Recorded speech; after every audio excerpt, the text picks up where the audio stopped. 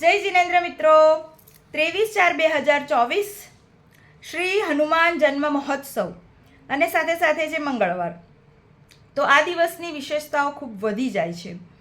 તો આપણે આ દિવસે હનુમાનજીને પ્રસન્ન કરવા માટે સવારે મંદિરે જઈશું હનુમાનજીના, અને હનુમાનજીને પાનનું બીડું, ગોળ અને ચણા અર્પણ કરીશું.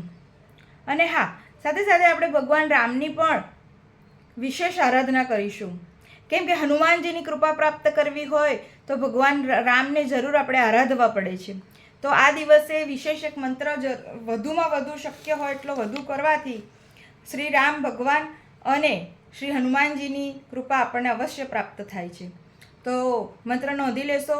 ઓમ રામ રામાય નમઃ, ઓમ રામ રામાય નમઃ, ઓમ રામ રામાય મંત્રના જાપ જેટલા શક્ય બને એટલા વધુ કરવા. અને સાથે સાથે આ દિવસે જો વાંદરા મળે તો વાંદરાઓને ખાસ ચણા અને કેળા અર્પણ કરજો, આપજો અને પ્રેમથી આપજો.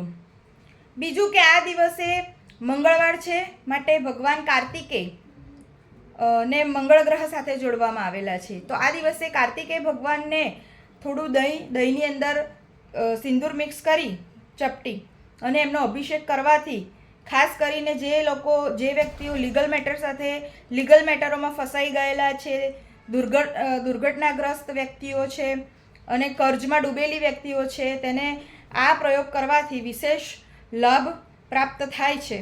અને હા, આ દિવસે ખાસ કરીને સત્કર્મો જરૂરથી કરવા. આ દિવસને, આટલા ઉર્જાવાન દિવસને, આ દિવસે સર્વ શક્તિઓ ગતિમાન થાય, કેમ કે ચૈત્રી પૂર્ણિમા છે ને સાથે સાથે